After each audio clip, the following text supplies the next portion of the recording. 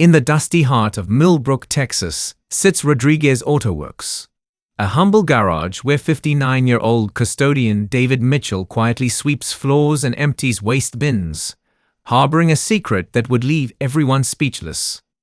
Just 6 years ago, David was America's most celebrated automotive engineer, holding advanced degrees and groundbreaking engine patents that revolutionized the industry. Today, he pushes a janitor's cart and keeps silent about the devastating betrayal that destroyed his career. But this morning, when a tech mogul's prized 1967 Ferrari 330 GTC breaks down with a mysterious engine failure that baffles 4 certified mechanics, 2 specialists and 1 factory expert, and the shop faces potential bankruptcy from a massive lawsuit, David Mitchell will step forward and make the most shocking wager of his life. He'll bet his job and everything he has left that he can fix the impossible in exactly 45 minutes. What happens next will prove that heroes don't always wear suits. Sometimes they wear work boots. And the most extraordinary people are often hiding in plain sight, waiting for just one moment to remind the world what true expertise looks like. Before we continue, tell us where you're watching from. And if this story moves you, make sure to subscribe, because tomorrow we have something even more incredible waiting for you. The dawn of reckoning, the first golden rays of sunrise, filtered through the oil-stained windows of Rodriguez Auto Works as David Mitchell pushed through the employee entrance, his weathered hands gripping keys that jingled softly in the pre-dawn silence. The garage carried the familiar cocktail of aromas: motor oil, metal shavings, and the ghostly remnants of yesterday's coffee from Old Frank's Corner, where he regaled anyone who'd listen with tales of engines from bygone eras.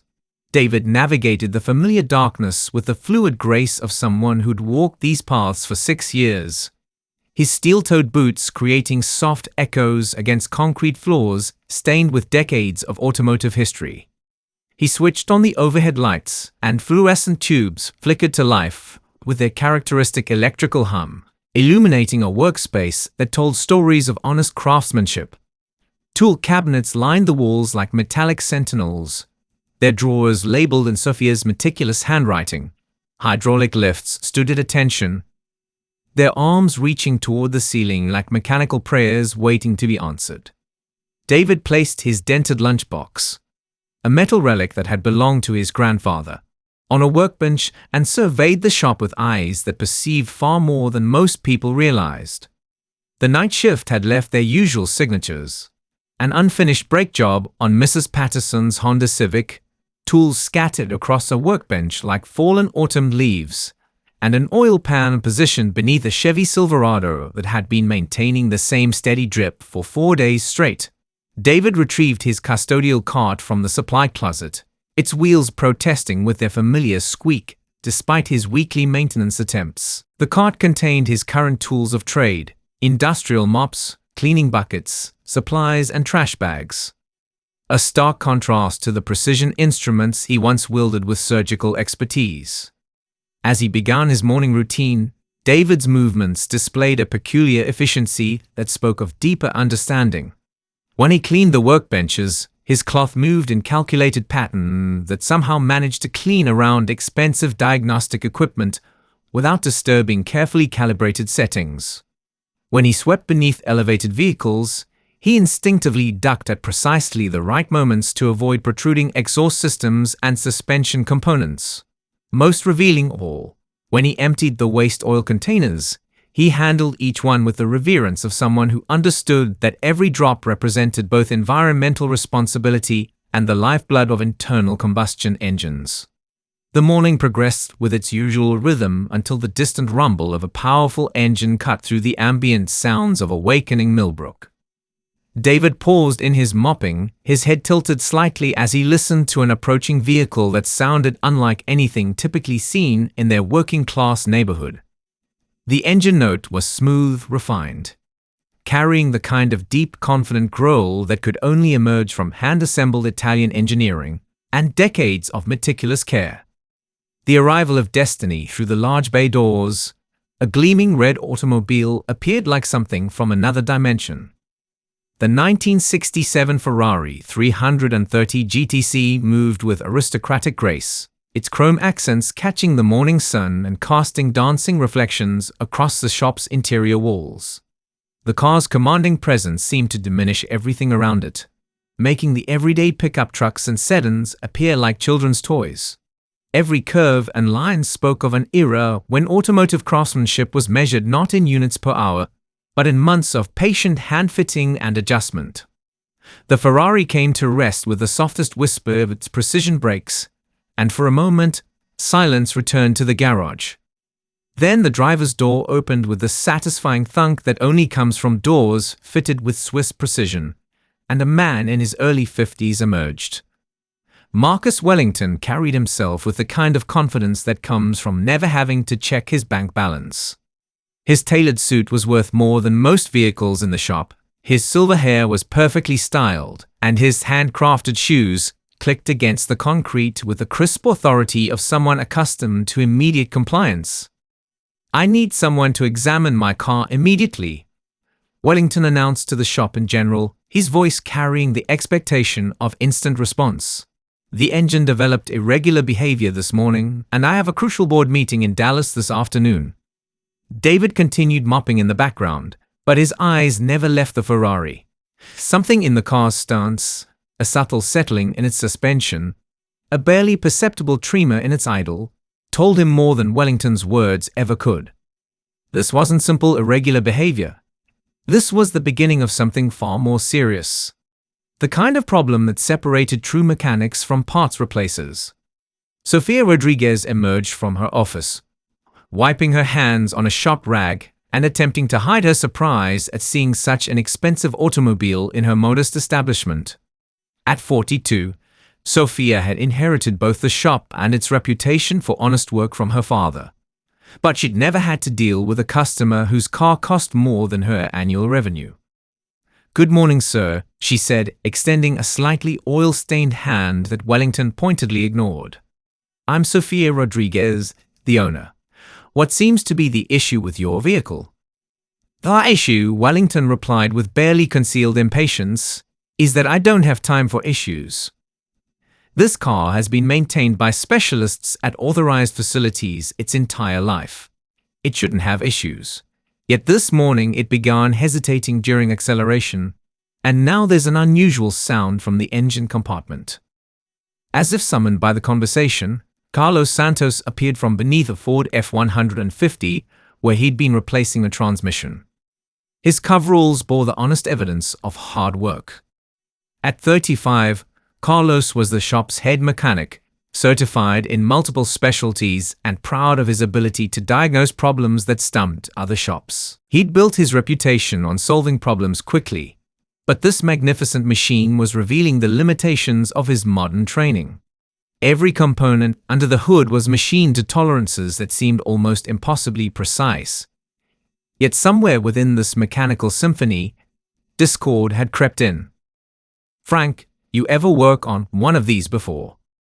Carlos asked, stepping back from the engine bay with obvious frustration creasing his features. Old Frank scratched his grizzled chin, his eyes distant as memory carried him back through decades of automotive encounters. The morning sun slanted through the shop's windows, highlighting every line in his weathered face as he considered the question.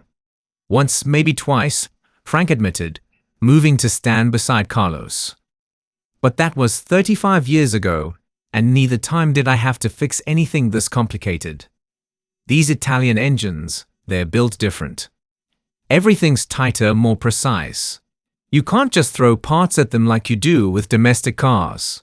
Wellington's patience was eroding with each passing minute. He paced near the shop's entrance, his expensive shoes clicking against the concrete in an increasingly agitated rhythm. The morning light caught the gold threads in his suit fabric, creating tiny sparkles that seemed out of place in the industrial setting of the repair shop. "Look," Wellington said, pulling out his phone to check the time again, "I appreciate that this might be outside your usual expertise, but I really do have somewhere important to be. If you can't handle this, just say so and I'll call for a transport truck." Sofia felt the weight of potential disaster settling on her shoulders. The shop's reputation depended on solving problems, not admitting defeat, especially not to someone who could influence other potential customers throughout the region. She'd inherited more than just tools and equipment from her father. She'd inherited the responsibility of maintaining his legacy of automotive excellence. "Give us a few more minutes, sir," Sophia said, forcing confidence into her voice. "Carlos is one of the finest mechanics in Texas. If anyone can figure this out, he can." Tommy had been studying the Ferrari's engine with the intensity of someone trying to decode a foreign language. His young eyes were sharp, and his mechanical training was fresh from technical school. But the handcrafted complexity before him defied the systematic approaches he'd been taught. "Carlos, look at this," Tommy said, pointing to a series of vacuum lines that snaked through the engine bay like automotive arteries. "These connections aren't like anything in our manuals, and this carburetor setup, I've never seen carburetors synchronized like this." Carlos followed Tommy's pointing finger, his own confusion deepening as he recognized the truth in the apprentice's observation. The Ferrari's engine management system was entirely mechanical, relying on precisely calibrated carburetors, vacuum-operated timing advances, and fuel metering systems that required decades of experience to understand properly. David continued his cleaning routine, methodically working his way around the shop while maintaining perfect awareness of the developing situation. As he emptied the wastebasket near Carlos's workbench, he overheard a conversation that revealed just how serious the problem was becoming. "The timing sounds off," Carlos muttered to Tommy, his voice low enough that Wellington couldn't hear. "But I can't figure out how to check it properly without the right equipment. This distributor system is completely different from what we're used to. Should we call Peterson's shop over in Dallas?" Tommy suggested. "They advertise classic car restoration. Maybe we should admit we can't handle it." Carlos's pride was clearly wounded. "That would destroy our reputation. Word gets around that Rodriguez Auto can't fix a simple engine problem, and we'll lose half our customers." David paused in his work, recognizing the desperation creeping into Carlos's voice. He'd seen this scenario before, though from the other side, as the expert being called in to solve problems that had stumped local mechanics. The irony wasn't lost on him that he now stood invisible in custodian's coveralls while watching good people struggle with a problem he could solve in minutes. The moment of truth the morning wore on with mounting tension. Carlos attempted several diagnostic approaches, each one revealing new layers of complexity that challenged his expertise. He checked spark plug gaps, tested fuel pressure with improvised equipment, and even attempted to synchronize the carburetors using methods he'd read about, but never actually performed. "The fuel mixture is all wrong," Carlos announced after 50 minutes of increasingly frantic work. "But I can't figure out how to adjust these carburetors properly. There are too many variables, too many adjustments that all interact with each other." Wellington's composure finally cracked. He strode across the shop floor with the purposeful gait of someone accustomed to cutting through obstacles with sheer force of will and financial leverage. "This is ridiculous," he declared, his voice carrying the kind of authority that had probably ended many discussions over the years. "I'm calling my insurance company to arrange for professional transport to a dealership that actually knows what they're doing." The words hit the shop like a physical blow. Sophia felt her father's legacy slipping away with each syllable, while Carlos's professional confidence crumbled under the weight of public failure. Even Tommy looked defeated, his young enthusiasm dampened by the stark reality that some problems were simply beyond their current capabilities. Old Frank stepped forward, his weathered hands raised in a gesture of conciliation that spoke of decades spent mediating between frustrated customers and overwhelmed mechanics. "Now hold on just a minute," Frank said, his voice carrying the measured calm of someone who'd seen enough automotive crises to maintain perspective. "Nobody's calling this shop incompetent while I'm standing here. We've just got ourselves a learning situation, that's all." "A learning situation?" Wellington's eyebrows rose in disbelief. "I'm not paying for your education at the expense of my schedule." The confrontation was escalating toward the kind of scene that would be remembered and retold throughout Millbrook for years to come. Local customers would hear about the morning when Rodriguez's auto couldn't handle a rich man's car, and the story would grow with each telling until it became legend. David made a decision that surprised even himself. He set down his mop and walked directly toward the group gathered around the Ferrari, his work boots making soft sounds against the concrete floor. Every eye in the shop turned toward him with varying degrees of surprise and confusion. "Excuse me," David said quietly, his voice carrying an unfamiliar note of authority that caused everyone to pause. "I couldn't help but overhear your discussion about the timing issue." Carlos turned toward David with the kind of expression reserved for someone who'd just seen their janitor speak fluent Italian. The surprise on his face was almost comical, as if the shop's furniture had suddenly begun offering mechanical advice. "David, what are you talking about?" Sophia asked, her own confusion evident in the way she tilted her head slightly, trying to reconcile the quiet man who emptied her trash cans with someone bold enough to interrupt a customer crisis. "I think I might be able to help," David continued, his gaze moving systematically between the engine bay and the faces staring at him. "I've worked on this exact engine configuration before." The statement hung in the air like smoke from an expensive cigar, impossible to ignore yet difficult to believe. Wellington studied David with the calculating gaze of someone reassessing a situation that had taken an unexpected turn. "You're the custodian," Wellington observed, his tone suggesting that this fact alone disqualified David from any mechanical opinions. "I am," David agreed without defensiveness. "But before that, I was other things." Old Frank's eyes narrowed as he studied David with renewed interest. In 6 years of working together, Frank had noticed things about their custodian that hadn't quite added up. The way David instinctively ducked under low-hanging exhaust pipes, how he could identify different engine problems just by listening to idle patterns, the careful precision with which he cleaned around delicate diagnostic equipment. "What kind of other things?" Frank asked, his question carrying weight that demanded an honest answer. David hesitated for a moment, recognizing that his next words would change everything about his carefully maintained anonymity. He'd spent 6 years hiding from a professional past that had ended in betrayal and discrimination. But watching good people struggle with a problem he could easily solve was testing the limits of his self-imposed exile.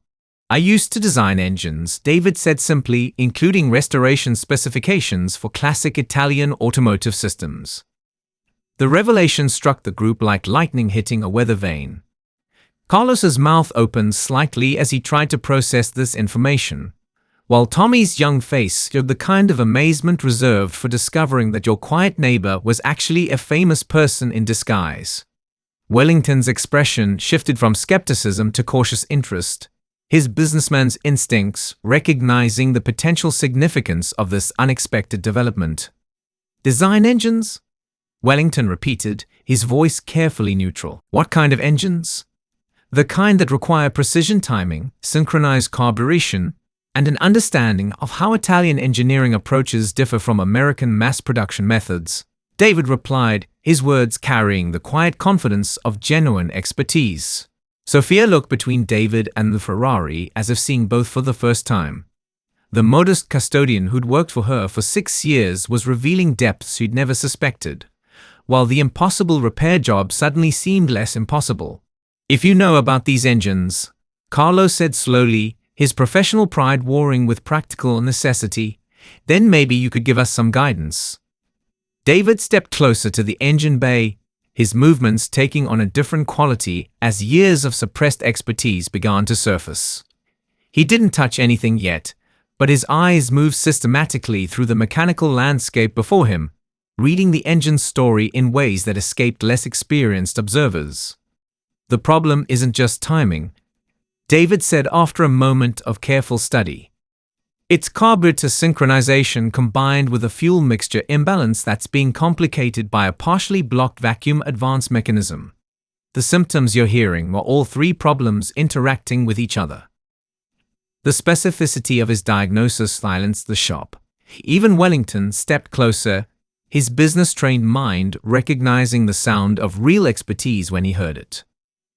The silence that followed David's technical assessment stretched like a taut wire ready to snap. Wellington studied the custodian with the penetrating gaze of someone who'd made his fortune by quickly separating genuine expertise from elaborate bluffs. The tech mogul's fingers drummed against his thigh in a rhythm that matched his internal calculations. "You speak with considerable confidence for someone who cleans floors," Wellington said, his tone neither dismissive nor accepting, but carefully measured. "Tell me something specific about this engine that proves you're not just repeating things you've overheard."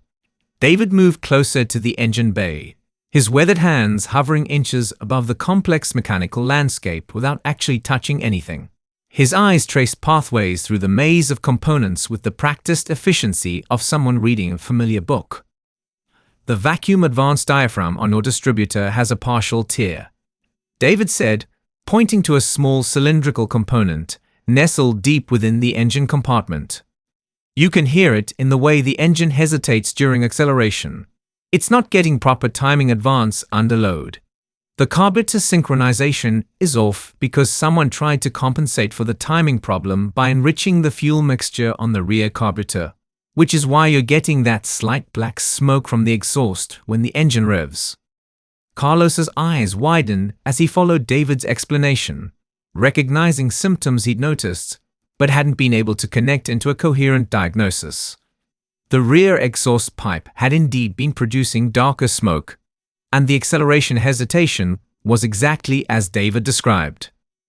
Tommy pulled out his phone and began searching for images of vacuum advance mechanisms, his young face showing the concentration of someone trying to absorb new knowledge at maximum speed. Technical school had covered these components in theory, but seeing one in its original application was entirely different from studying simplified diagrams. How could you possibly know about a torn diaphragm without taking anything apart? Sophia asked, her voice carrying genuine curiosity rather than skepticism. She'd watched 3 mechanics spend nearly 2 hours investigating this problem without reaching such specific conclusions. "Because I designed the testing procedures for diagnosing vacuum advance failures in Italian engines for the Society of Automotive Engineers," David replied matter-of-factly. "Back when these cars were still considered modern vehicles, I wrote the technical bulletins the dealerships used for troubleshooting." The weight of this revelation settled over the group like dust after an explosion. Old Frank's weathered features showed a mixture of respect and amazement, while Carlos struggled to reconcile 6 years of casual workplace interaction with the growing evidence of David's extraordinary background. Wellington pulled out his phone and began typing rapidly, his manicured fingers moving across the screen with practiced efficiency. After several minutes of searching, he looked up from the device with an expression that had shifted from skepticism towards something approaching respect. "There are exactly 3 technical papers published by the Society of Automotive Engineers regarding vacuum advanced diagnostics in Italian engines from 1960 to 1970, Wellington announced, reading from his phone screen. All 3 were authored by someone named David Mitchell. The shop fell silent, except for the irregular idyll of the Ferrari engine, which suddenly seemed to be providing a mechanical drum roll for the most dramatic revelation in Rodriguez Auto Works' 45-year history. David's carefully maintained anonymity was crumbling like old paint under a heat gun. "That would be me," David acknowledged quietly, his voice carrying neither pride nor shame, just simple acknowledgement of fact. "Why?" Sophia asked slowly, "is someone who wrote technical papers for the Society of Automotive Engineers working as a custodian in my shop?" The question hung in the air like exhaust fumes, heavy with implications that everyone present could sense, but nobody fully understood. David's expression flickered with something that might have been old pain, quickly suppressed but not quite hidden. "That's a long story," David said, deflecting the question with the skill of someone who'd had 6 years to practice avoiding personal explanations. "Right now, you have a more immediate problem." Wellington stepped forward, his businessman's instincts recognizing an opportunity to cut through complications and reach practical solutions.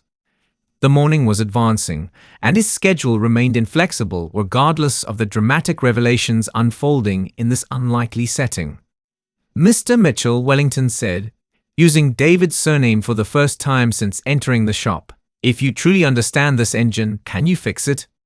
David studied the Ferrari with the careful attention of a surgeon planning a complex operation. His eyes moved systematically through the engine compartment, cataloging components, assessing accessibility, and calculating the steps required to address each identified problem.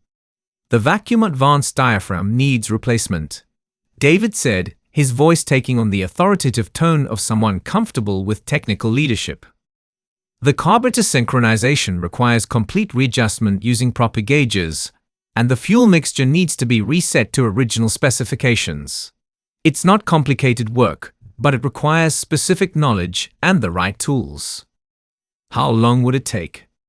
Wellington pressed, checking his watch again with the habitual gesture of someone for whom time represented measurable money. "With proper equipment and no interruptions, maybe 45 minutes," David replied. "But that assumes you have the correct replacement parts and synchronization gauges, which most shops don't stock for vehicles this old."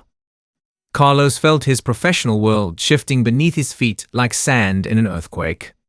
Here was their custodian, casually discussing repair procedures that had left him completely baffled, speaking with the kind of technical authority that Carlos had spent years trying to develop. "We don't have those specialized tools," Carlos admitted, his voice carrying the weight of professional defeat. "Our equipment is designed for modern cars with electronic systems." Old Frank scratched his chin thoughtfully, his memory reaching back through decades of accumulated automotive experience. Something was nagging at him, a half-remembered detail that might prove significant. "Actually," Frank said slowly, "we might have more than you think." Sophia's father kept a lot of old equipment in the back storage room. Stuff from when this shop worked on everything from Model A's to muscle cars. Sophia's eyes lit up with sudden possibility. Her father had been a pack rat when it came to tools, keeping every gauge, every specialized wrench, every piece of diagnostic equipment he'd ever acquired during his 50-year career. She'd been meaning to catalog the storage room's contents for years but had never found the time. "David, if we can find the right tools, could you actually fix this car?" Sophia asked, her voice carrying a mixture of hope and disbelief. David hesitated, recognizing that his answer would commit him to revealing abilities he'd kept hidden for 6 years. Once he demonstrated his true capabilities, there would be no returning to the comfortable anonymity of his custodian's role. "Yes," he said simply. Wellington's expression sharpened with the focused intensity of someone who'd just heard exactly what he needed to hear. His watch showed that time was running short, but the possibility of a solution had appeared from the most unlikely source imaginable. "What would it be worth to you?" Wellington asked suddenly, his voice carrying the calculated tone of someone preparing to make a business proposition. "To prove that you can solve this problem." The question electrified the shop's atmosphere. Everyone present recognized that something significant was being negotiated, though the exact terms remained unclear. David studied Wellington's face, reading the shrewd intelligence behind the tech mogul's carefully neutral expression. "What exactly are you proposing?" "A wager," Wellington replied, his businessman's instincts sensing an opportunity to transform frustration into entertainment. "You claim you can fix my car in 45 minutes. I say that's impossible given the equipment limitations of this shop." Sophia felt her heart rate accelerating as she recognized the dangerous territory this conversation was entering.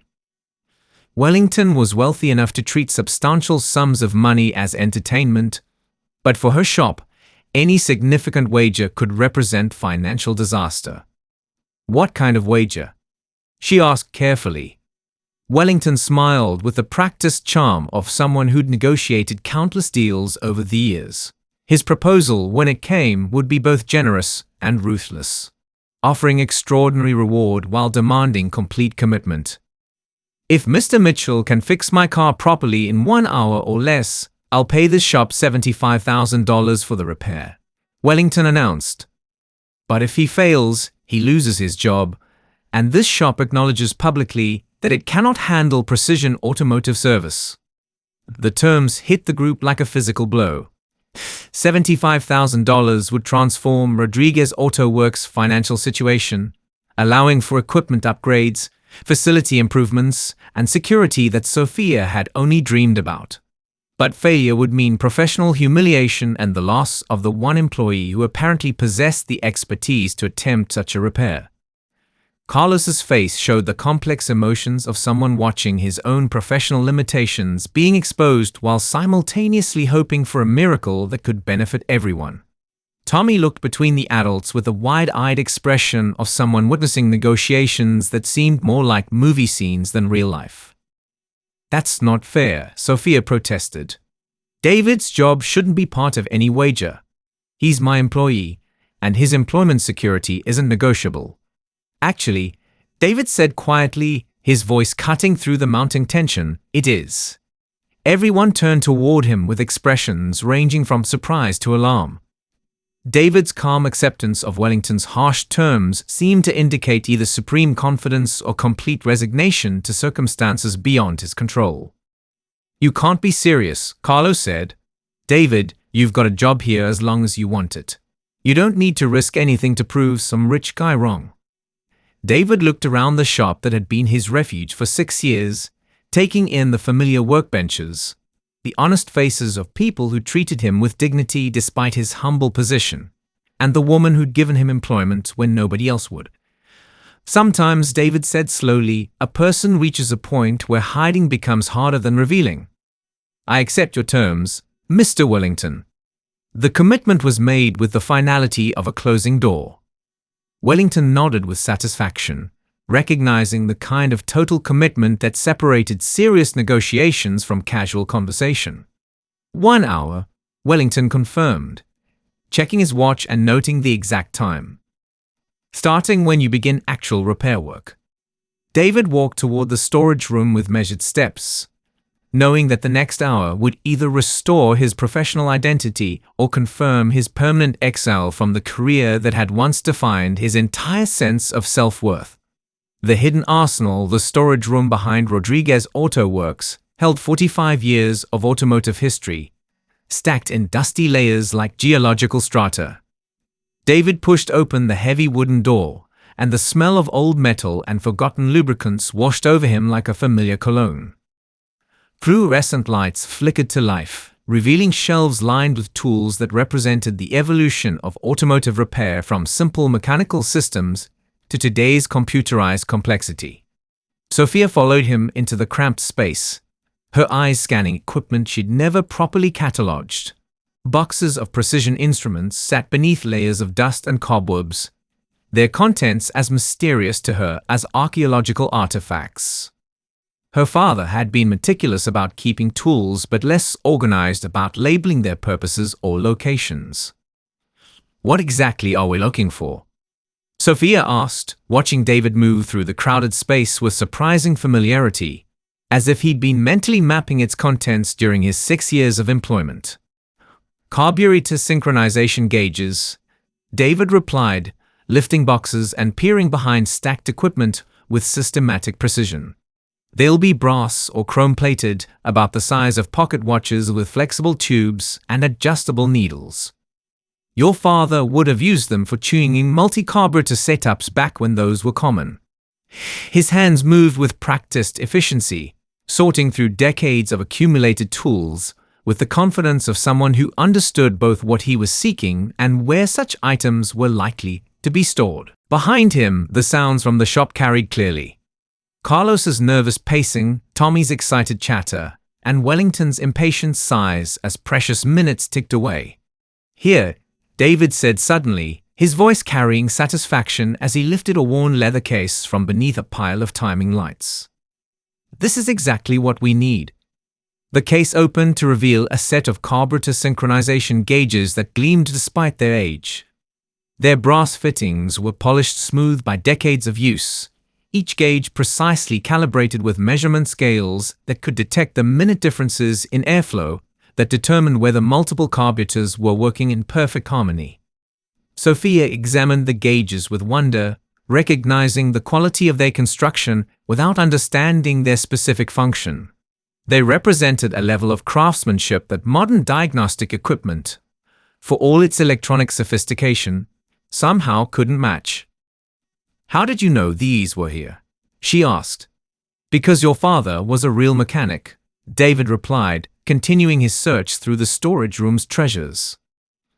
Real mechanics keep real tools, even after the world moves on to different methods. His words carried respect for Roberto Rodriguez's professional legacy, but also hints of his own story. The tale of someone who'd watched his industry change while maintaining reverence for traditional craftsmanship. As he searched, David's movements revealed the muscle memory of someone who'd spent countless hours selecting the proper tool for each specific task. "Found them," David announced, extracting a smaller case containing vacuum testing equipment. Vacuum gauges, pressure testers, and... He paused, opening another compartment with obvious pleasure, a complete set of Italian standard threading tools for carburetor adjustments. The clock was ticking with relentless precision, each second bringing them closer to either triumph or disaster. David gathered the necessary equipment, his selections revealing deep understanding of the repair process ahead. Every tool had a specific purpose in the complex choreography of restoring the Ferrari to proper operation. They emerged from the storage room to find the shop transformed into something resembling a medical operating theater. Old Frank had cleared a large workspace around the Ferrari, while Tommy had organized every available work light to provide optimal visibility. Carlos stood nearby, his expression mixing professional curiosity with personal anxiety about the outcome. Wellington checked his watch with the precision of someone accustomed to measuring success in minutes rather than hours. His expensive suit seemed increasingly out of place in the shop's working environment, but his attention remained focused with the intensity of someone who'd made his fortune by recognizing genuine expertise when he encountered it. 47 minutes remaining, Wellington announced, his voice carrying neither encouragement nor intimidation, just the neutral precision of someone stating facts. David laid out his tools with the methodical care of a surgeon preparing for a complex operation. Each instrument found its designated place in a pattern that spoke of decades spent organizing work for maximum efficiency. The synchronization gauges gleamed under the shop lights, their brass fittings catching reflections like small golden suns. "Tommy," David said, his voice taking on the authoritative tone of someone comfortable with technical leadership, "I need you to start the engine and maintain exactly 1200 RPM while I attach these gauges." The young apprentice moved to the driver's seat with obvious nervousness, his hands trembling slightly as he adjusted the throttle. The Ferrari's engine responded with its characteristic smoothness, though the underlying irregularity remained clearly audible to trained ears. David connected the synchronization gauges to the carburetor air intakes with practiced efficiency, his movements demonstrating the kind of mechanical confidence that comes only from extensive experience. Each gauge began displaying readings that told the story of the engine's current condition through precise numerical language. "Just as I suspected," David murmured, studying the gauge readings with professional satisfaction. "The rear carburetor is running 18% rich, while the front carburetor is nearly 22% lean. No wonder the engine feels rough during acceleration." Carlos watched the diagnostic process with fascination, recognizing techniques that his modern training had never covered. The electronic diagnostic equipment he'd learned to rely upon could identify problems in contemporary engines. But these mechanical methods revealed subtleties that computers couldn't interpret. "How can you tell all that just from those gauges?" Tommy asked from the driver's seat, his young voice carrying genuine curiosity. "Because these gauges measure exactly what the engine needs to run properly," David explained while making his first carburetor adjustment. Modern engines use computer sensors to control fuel mixture, but older engines depend on mechanical precision. These gauges show us whether that precision exists. His hands moved with surgeon-like precision as he adjusted the carburetor settings, each turn of the adjustment screws calculated to bring the readings closer to optimal parameters. The work required not just knowledge but physical skill, the ability to make minute adjustments while monitoring their effects in real time. Wellington moved closer, his businessman's instincts recognizing the difference between genuine expertise and elaborate performance. David's movements carried the unconscious confidence of someone who'd performed these procedures countless times, making complex adjustments appear deceptively simple. 38 minutes, Wellington announced, though his tone had shifted slightly, carrying less skepticism and more genuine interest in the unfolding technical drama. David completed the carburetor synchronization with methodical precision, then turned his attention to the vacuum advance mechanism. This repair required different tools and techniques, involving the careful removal of components that had been precisely fitted during the car's original assembly. Sophia, do you have a replacement vacuum advanced diaphragm in stock? David asked while carefully disconnecting the faulty component. I don't even know what that looks like, Sophia admitted, watching David work with growing amazement at the transformation taking place before her eyes. It's this small rubber membrane, David explained, holding up the failed component so everyone could see the tiny tear that had caused such complex symptoms. It controls ignition timing based on engine load. When it fails, the engine loses power and efficiency. Old Frank shuffled closer, examining the failed part with the interest of someone who remembered when such components were commonly serviced items rather than mysterious relics from automotive history. I might have one, Frank said thoughtfully.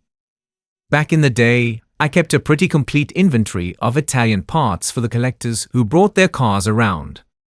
The search for replacement parts led Frank to his own collection of vintage automotive components, carefully preserved in labeled containers that represented decades of cautious hoarding.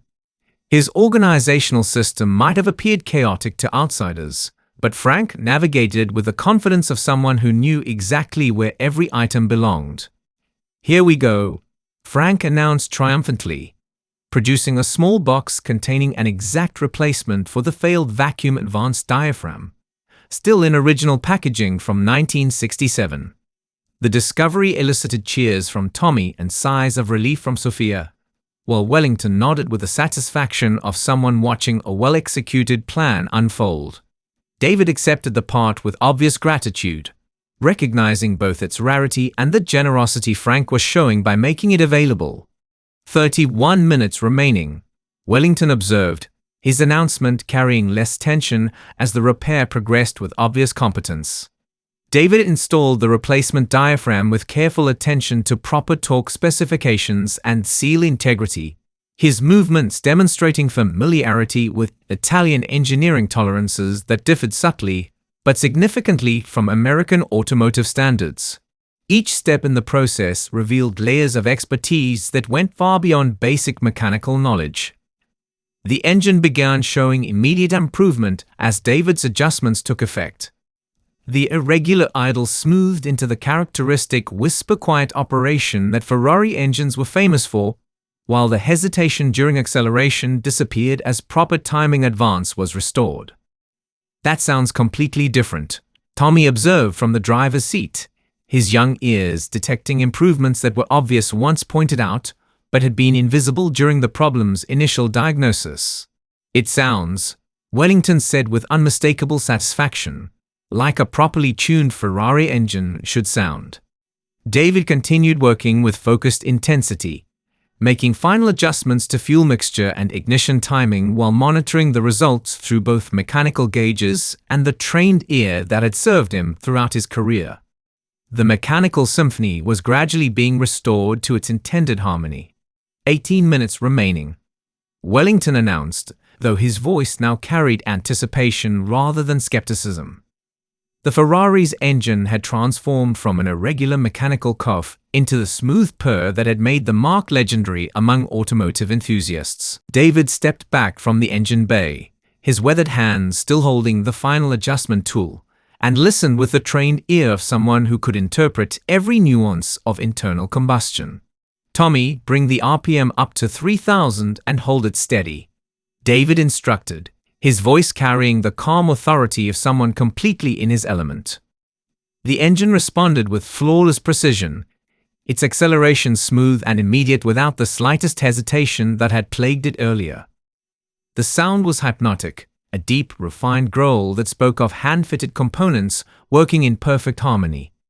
Even the exhaust note had changed, losing the irregular popping that had indicated unburned fuel. Carlos moved closer to the engine bay, his professional curiosity overcoming his earlier embarrassment at being unable to diagnose the problem. The transformation was so complete that it seemed almost magical, though David's systematic approach had made each step appear logical and inevitable. "How did you know exactly which adjustments to make?" Carlos asked, his voice carrying genuine respect rather than wounded pride. "I've been working on cars for 12 years, and I've never seen anyone diagnose problems that specifically without taking half the engine apart." David wiped his hands on a shop rag, his movements betraying a satisfaction that went beyond simple mechanical accomplishment. For the first time in 6 years, he'd been able to use skills that had once defined his professional identity, and the muscle memory had returned as if no time had passed at all. "Experience with this specific engine family," David replied, his tone carrying neither boastfulness nor false modesty. "When you've designed the testing procedures for a particular system, you learn to recognize its failure patterns even when the symptoms seem contradictory." Old Frank nodded with the wisdom of someone who'd witnessed enough automotive mysteries to recognize genuine expertise when he saw it. His weathered face showed unmistakable approval as he listened to the engine's restored rhythm. "That's the sound of proper Italian engineering," Frank observed with satisfaction. Roberto would have been proud to hear an engine running that smooth in his shop. Sophia felt emotions she couldn't quite name as she watched David work with capabilities she'd never suspected. The quiet man who'd emptied her trash cans and mopped her floors for 6 years was revealing depths that challenged everything she thought she knew about judging people by their circumstances. 14 minutes remaining, Wellington announced, checking his watch with considerably less tension than he'd shown earlier. The tech mogul's expression had shifted from skepticism to something approaching admiration as he witnessed the systematic restoration of his prized automobile. David moved to the driver's seat, sliding behind the wheel of the Ferrari with movements that suggested familiarity with luxury automotive environments. His calloused hands, more accustomed to mop handles than leather-wrapped steering wheels, gripped the controls with surprising natural comfort. "I need to test the engine under actual driving conditions," David explained, his voice carrying the professional confidence of someone who understood that proper diagnosis required comprehensive verification. "The real test is whether these adjustments hold up under varying load conditions." The Ferrari rolled out of the shop bay with majestic dignity, its massive presence commanding attention even in the modest surroundings of Millbrook's industrial district. David guided the vehicle through the shop's parking area, testing acceleration, deceleration, and the subtle interactions between systems that could only be evaluated through actual operation. Tommy ran alongside the car for several steps, his young face showing the kind of excitement reserved for witnessing something truly extraordinary. The transformation of their quiet custodian into a master automotive technician was providing more drama than most Hollywood movies. "Listen to that engine," Tommy called to Carlos as the Ferrari completed its test circuit. "It sounds like it's barely working, but it's got to be putting out serious power." Carlos nodded, recognizing the truth in Tommy's observation. The Ferrari's engine demonstrated the kind of refined power delivery that separated true luxury automobiles from merely expensive ones. Every system was working in perfect coordination, creating an impression of effortless capability. David brought the vehicle back into the shop bay, his expression showing the quiet satisfaction of someone who'd successfully completed a challenging technical task. The engine continued its whisper-quiet idle, no longer betraying any hints of the complex problems that had stumped 3 mechanics earlier that morning. "Engine temperature is perfect, oil pressure is optimal, and all performance parameters are within factory specifications," David announced as he shut off the ignition. "The repair is complete." Wellington moved immediately to the driver's seat, his businessman's instincts demanding personal verification of the work's quality. He started the engine and listened with the trained ear of someone who'd owned exceptional automobiles for decades, recognizing instantly that the Ferrari had been restored to peak operating condition. "Remarkable," Wellington murmured, his voice carrying genuine admiration. "This is exactly how the car performed when I first acquired it 12 years ago." The tech mogul guided the Ferrari through the same test circuit David had used, pushing the engine through various operating conditions while evaluating the smoothness of acceleration, the precision of throttle response, and the overall integration of all mechanical systems. 9 minutes remaining, Old Frank announced, having taken over timekeeping duties, while Wellington conducted his evaluation drive. When the Ferrari returned to its position in the shop bay, Wellington's expression showed unmistakable satisfaction mixed with something that might have been amazement. He shut off the engine and sat for a moment in the driver's seat, apparently processing the implications of what he'd just experienced. "Mr. Mitchell," Wellington said as he emerged from the vehicle, his voice carrying a formality that acknowledged David's demonstrated expertise. "That is absolutely perfect. The car performs better now than it has in months." The acknowledgement hit the shop like a thunderbolt. David had not only completed the repair within the allotted time, he'd exceeded expectations by restoring performance that had been gradually degrading for an extended period. The victory was complete and undeniable. Tommy let out a whoop of celebration that echoed through the shop bay, while Sophia felt relief washing over her like cool water after a long drought. The $75,000 would transform her shop's financial situation, but more importantly, he'd witnessed something that challenged her fundamental assumptions about recognizing talent and worth. Carlos approached David with an expression that mixed professional respect with personal curiosity.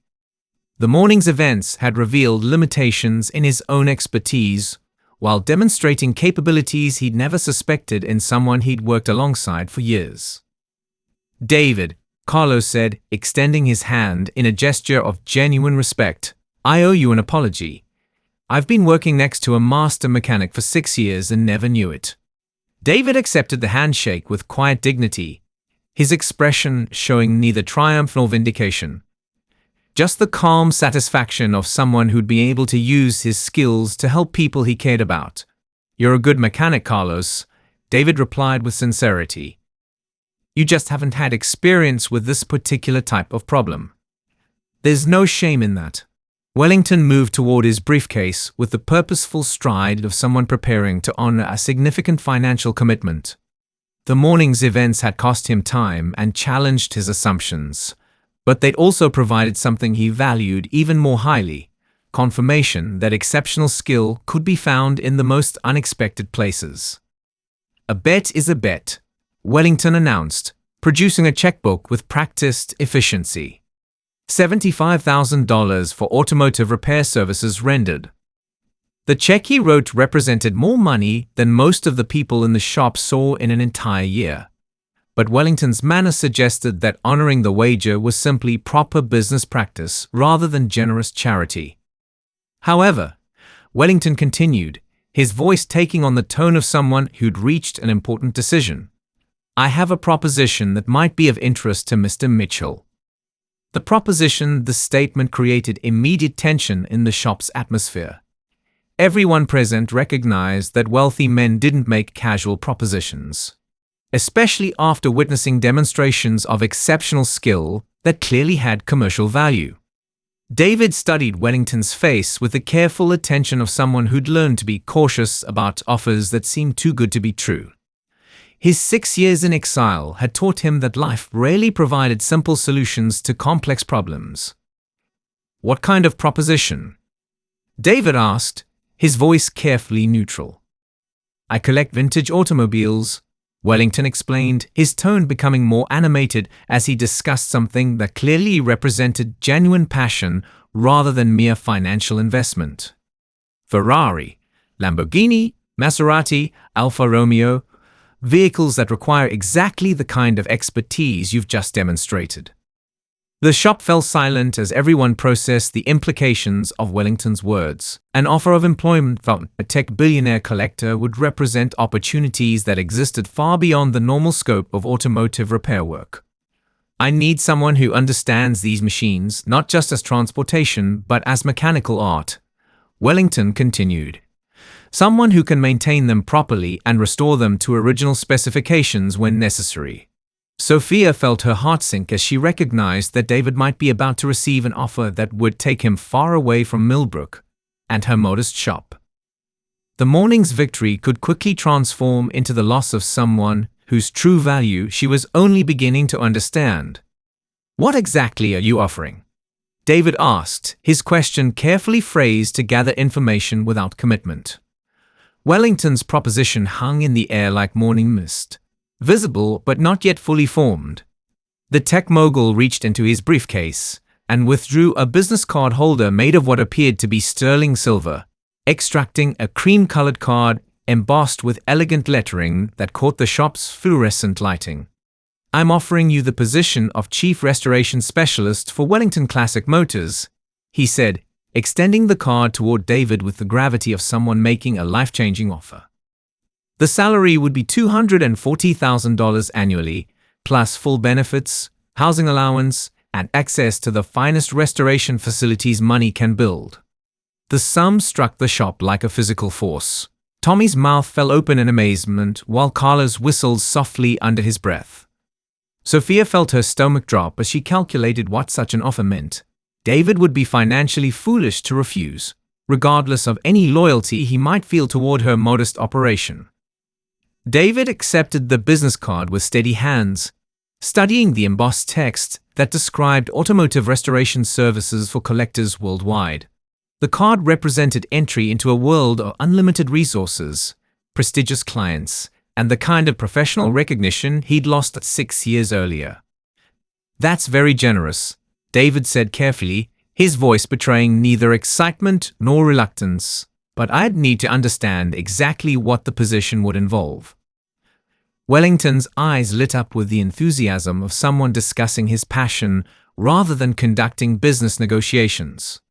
He pulled out his phone and began scrolling through photographs with the eagerness of a child showing off treasured possessions.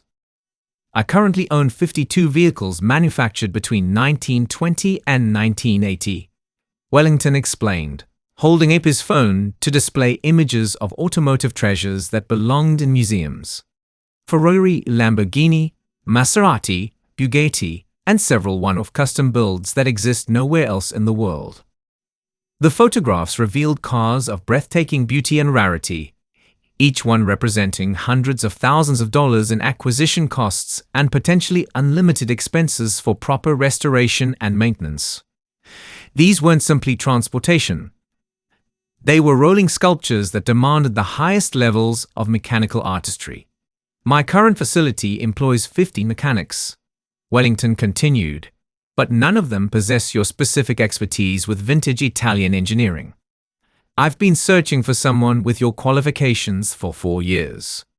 Old Frank moved closer to examine the photographs, his weathered features showing recognition of vehicles he'd only seen in automotive magazines during his younger years.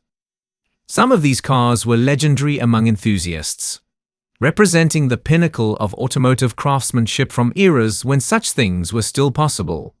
"That's a 1936 Bugatti Type 57 SC Atlantic," Frank observed with reverence, pointing to one of the images. "There are only 2 of those left in the world." "Actually 1," Wellington corrected with the precision of someone who tracked such details obsessively. "The second was destroyed in a racing accident in 1962. I acquired this one from a private collector in Monaco who'd kept it in climate-controlled storage for 40 years. The conversation was revealing layers of wealth and automotive passion that existed far beyond the everyday reality in Rodriguez Auto Works. David studied each photograph with professional interest, recognizing engineering challenges that would require decades of specialized knowledge to address properly. "Where is your facility located?" David asked, his question carrying the practical tone of someone gathering necessary information rather than someone already committed to accepting the offer. 50 minutes outside Austin, Wellington replied, a purpose-built complex with individual climate-controlled bays for each vehicle, a complete machine shop for fabricating obsolete parts, and a technical library containing original factory documentation for every car in the collection. Sophia felt each detail of Wellington's description like a small wound to her heart. The resources he was describing represented everything her father had dreamed of but never been able to afford: unlimited budgets, perfect working conditions, and access to the rarest automotive treasures on Earth. You'd have complete authority over restoration decisions, Wellington continued, clearly sensing David's professional interest. No cost constraints, no time pressures, just the mandate to maintain each vehicle to absolute original specifications. The offer represented everything David had once possessed and then lost: professional respect, unlimited resources, and the opportunity to work on projects that would challenge his skills to their utmost limits. It was the kind of position that appeared perhaps once in a lifetime, if at all. Tommy looked between David and Wellington with the fascination of someone witnessing negotiations that seemed to belong in a different world entirely. The sums being discussed exceeded his wildest dreams, while the opportunity represented automotive heaven for someone with David's expertise. I appreciate the offer, David said slowly, setting the business card on Carlos's workbench with deliberate care. But I need some time to consider all the implications. Wellington's expression showed surprise at David's measured response. In his experience, financial offers of this magnitude typically generated immediate acceptance, especially when made to people in modest circumstances. Of course, Wellington replied, though his tone suggested that such hesitation was unusual in his business dealings. But I should mention that I have a board meeting next week where I'll be requesting approval for this position. The opportunity may not remain available indefinitely. The subtle pressure tactic was delivered with practiced skill, creating urgency without appearing to threaten. David recognized the technique from his own corporate experience, understanding that Wellington was used to getting what he wanted through a combination of generous offers and time constraints. I understand, David acknowledged, neither accepting the pressure nor rejecting it outright.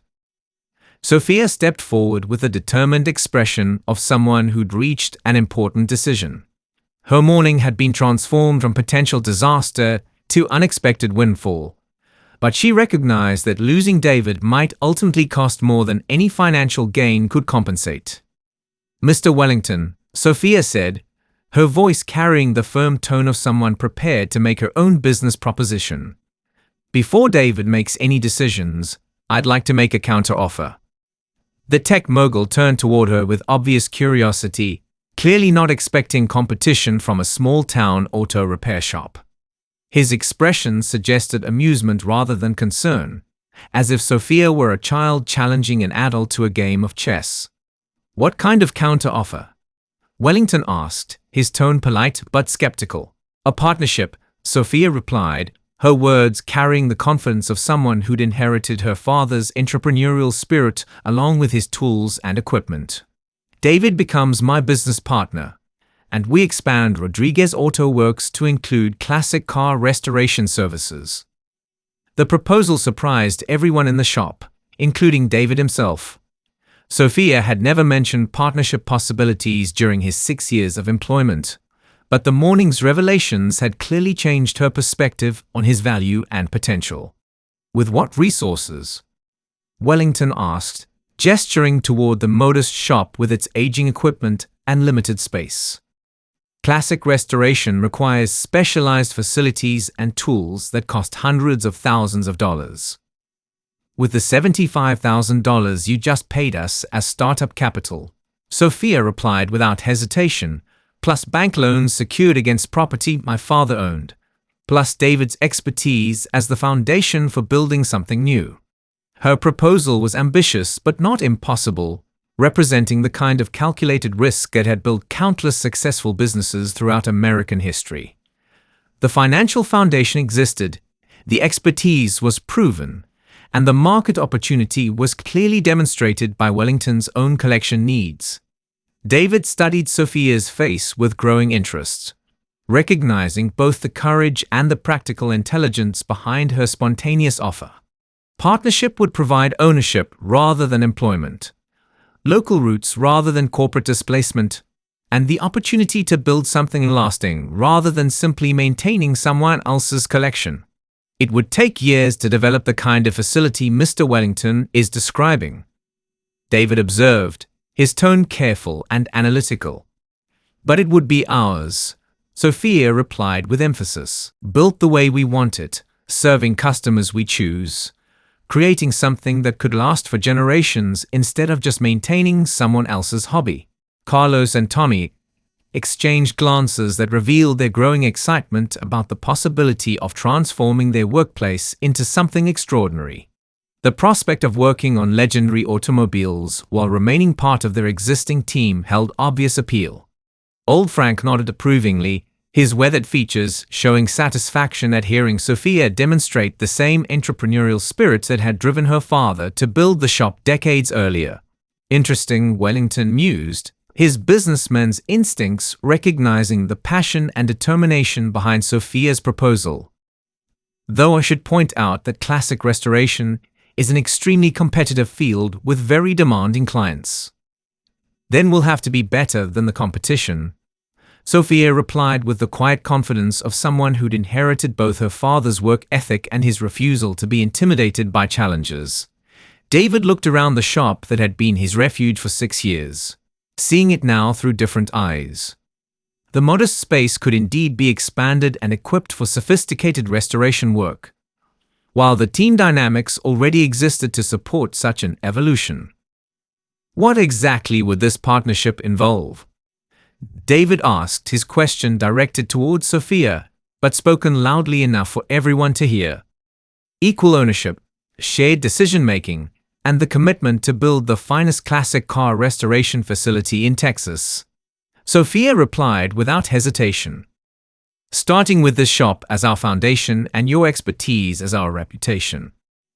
The offer represented something Wellington's corporate position couldn't provide. The opportunity to build rather than simply maintain, to own rather than simply work, and to remain part of a community rather than accepting exile to corporate luxury. Wellington watched this exchange with growing interest, recognizing that he was witnessing something more complex than simple employment negotiations. The dynamics at play involved loyalty, ambition, and the kind of personal relationships that money alone couldn't purchase or replace. The shop fell into contemplative silence as David weighed two futures that couldn't have been more different. Wellington's offer represented immediate financial security and access to automotive treasures most people only dreamed of seeing. Sophia's partnership proposal meant uncertainty, hard work, and the challenge of building something from modest beginnings. The choice. David walked slowly around the Ferrari, his hands trailing along the car's pristine paint, while his mind processed implications that extended far beyond simple career decisions. The vehicle that had brought this morning's crisis now sat as silent testimony to his capabilities, but more importantly, to the trust and support of people who'd believed in him when he couldn't believe in himself. "May I ask you something, Mr. Wellington?" David said, turning to face the tech mogul with the directness of someone who'd reached an important internal conclusion. "Certainly," Wellington replied, his curiosity evident in the way he straightened his posture and focused his full attention on David's question. "In your experience, what's more satisfying, maintaining perfection or creating it from something broken?" The question clearly caught Wellington off guard. His expression shifted from confident businessman to someone genuinely considering a philosophical challenge he hadn't anticipated. For several moments he stood silent, apparently accessing memories from his own experience with restoration projects. "That's an interesting way to frame the choice," Wellington admitted slowly. "I suppose I've always been more attracted to acquiring perfection than creating it, which might explain why I need someone with your skills." David nodded, understanding something important about both Wellington's offer and his own deepest motivations. The tech mogul's honesty revealed that his collection represented acquisition rather than creation, ownership rather than craftsmanship.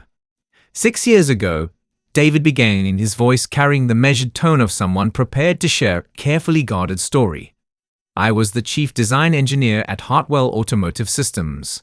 I held 16 patents, managed a team of 35 engineers, and earned more money than I knew how to spend. The shop's atmosphere grew heavy with anticipation as David's carefully maintained privacy began to dissolve.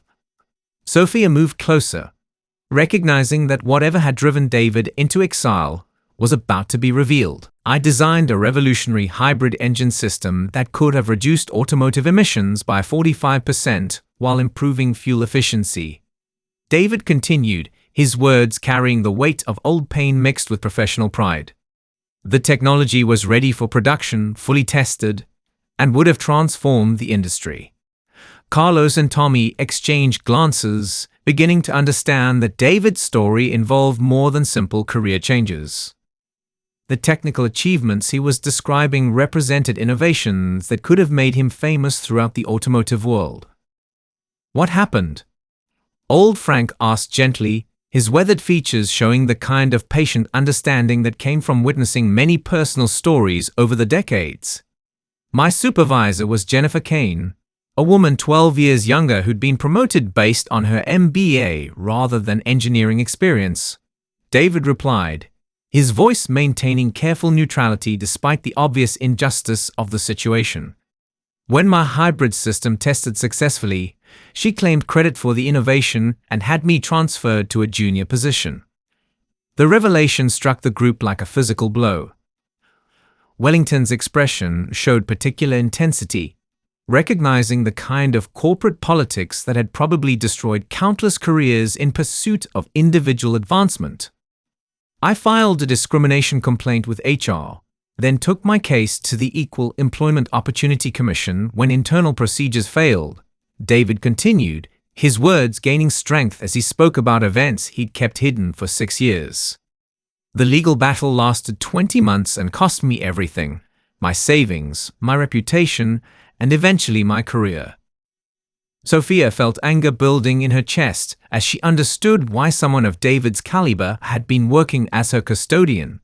The injustice was staggering, representing the kind of systemic failure that destroyed individual lives while rewarding corporate manipulation. Did you win the case? Tommy asked, his young voice carrying indignation that someone with David's obvious expertise could be treated so unfairly. Technically, yes. David replied with a bitter smile that held no satisfaction. The court ruled in my favor and awarded damages, but by then I'd been blacklisted throughout the industry. Nobody would hire an engineer who'd sued his previous employer, regardless of the case's merit. The weight of David's story settled over the shop like heavy rain, explaining not just his presence in Millbrook, but his willingness to accept work far beneath his qualifications. He'd been professionally exiled, forced to rebuild his life from nothing while watching others claim credit for his innovations. So you came here, Sophia said softly, understanding flowing between them like current through a completed circuit. I came here because you offered me honest work when nobody else would. David replied, his voice carrying gratitude that had been 6 years in the making. You never asked about my past, never demanded explanations, never treated me as anything less than a human being worthy of dignity. Wellington cleared his throat, his businessman's instincts recognizing that the morning's negotiations had evolved far beyond simple employment discussions. The personal loyalty and mutual respect evident in this shop created dynamics that money alone couldn't purchase or replace. Mr. Mitchell, Wellington said carefully, given what you've shared, I understand why you might be hesitant to return to corporate employment. But my offer stands, and it comes with guarantees that your previous experience wouldn't be repeated. David appreciated Wellington's sincerity, recognizing that the tech mogul's offer represented genuine respect for his abilities rather than simple business calculation. The position would provide everything he'd lost: financial security, professional recognition, and the opportunity to work on projects that challenged his expertise. "I'm grateful for your offer," David said, extending his hand toward Wellington in a gesture of mutual respect. "But I've learned something important during my time here." He looked around the shop, taking in the faces of people who'd become more than colleagues during his 6 years of exile. Carlos, who'd grown from defensive pride to genuine friendship. Tommy, whose enthusiasm reminded David of his own younger self. Old Frank, whose wisdom had provided guidance through difficult times. And Sophia, who'd offered him dignity when the rest of the world had turned away. "I've learned that building something with people you trust is more valuable than maintaining someone else's collection, no matter how impressive," David continued, his decision becoming clear as he spoke. "I accept Sophia's partnership offer." The shop erupted in celebration that mixed relief, joy, and anticipation for the future they would build together. Tommy let out another whoop that echoed off the metal walls, while Carlos grinned with the satisfaction of someone who'd just witnessed justice triumph over circumstance. Old Frank nodded approvingly, his weathered features showing the deep satisfaction of someone who'd watched a good story reach its proper conclusion. The morning's crisis had revealed not just David's expertise, but the strength of relationships that had been building quietly for years. Sophia felt tears threatening to overwhelm her composure as she realized that her impulsive partnership offer had been accepted by someone whose true value she was only beginning to understand. The $75,000 would fund their expansion, but David's expertise and character would provide the foundation for building something extraordinary. Wellington watched this celebration with an expression that mixed disappointment with genuine admiration. His offer had been rejected, but he recognized that he'd witnessed something more valuable than simple business success. He'd seen loyalty and friendship triumph over financial temptation. "Well," Wellington said with a rueful smile, "I can't say I'm not disappointed, but I respect your decision. However, I do have one final proposition." The group turned toward him with curiosity, wondering what else this remarkable morning could possibly produce. Wellington's expression suggested that his new idea might benefit everyone involved rather than creating additional complications. "I'd like to commission Rodriguez Auto Works as the exclusive restoration facility for my collection," Wellington announced, his words carrying the weight of a business proposition that could transform their modus operation overnight. The offer struck the group like lightning, representing exactly the kind of prestigious clientele that could establish their reputation throughout the classic car community. Wellington's 52 vehicles would provide years of challenging work while generating the revenue needed to build the facility of their dreams. "Are you serious?" Sophia asked, her voice carrying amazement at the unexpected turn this negotiation had taken. "Completely serious," Wellington replied. "I need expertise like David's, and you need prestigious projects to establish your reputation." This arrangement would benefit everyone while allowing Mr. Mitchell to remain with people who clearly value him properly. David looked between Wellington and Sophia, recognizing that this proposal could provide the best elements of both offers. Challenging work on legendary automobiles while maintaining the relationships and independence he'd come to value. "We'd need time to build proper facilities," David said, his engineering mind already calculating the requirements for handling vehicles worth millions of dollars. "I'm prepared to advance working capital against future services," Wellington replied, his businessman's instincts creating solutions that served everyone's interests. "Consider it an investment in developing the restoration facility I need." The morning that had begun with a simple engine problem was concluding with the foundation for an automotive restoration business that could become legendary throughout the collector community. David's hidden expertise had been revealed, Sophia's entrepreneurial vision had been validated, and Wellington's need for specialized services had found an unexpected solution. As the group shook hands on agreements that would change all their lives, the Ferrari sat gleaming in the background. No longer a symbol of crisis, but a testament to the extraordinary things that become possible when hidden talents are finally allowed to shine. The custodian had become a partner. The motor shop had become the foundation for something magnificent. And everyone involved had learned that judging people by their current circumstances might be the biggest mistake anyone could make. In Millbrook, Texas, on a Wednesday morning that nobody would ever forget, ordinary people had discovered that extraordinary possibilities were hiding in plain sight, waiting for the right moment to transform everything. The end up next. 2 more incredible stories are waiting for you right on your screen. If you enjoyed this one, you won't want to miss what's coming next. Just click to watch, and don't forget to subscribe. It would mean everything to us.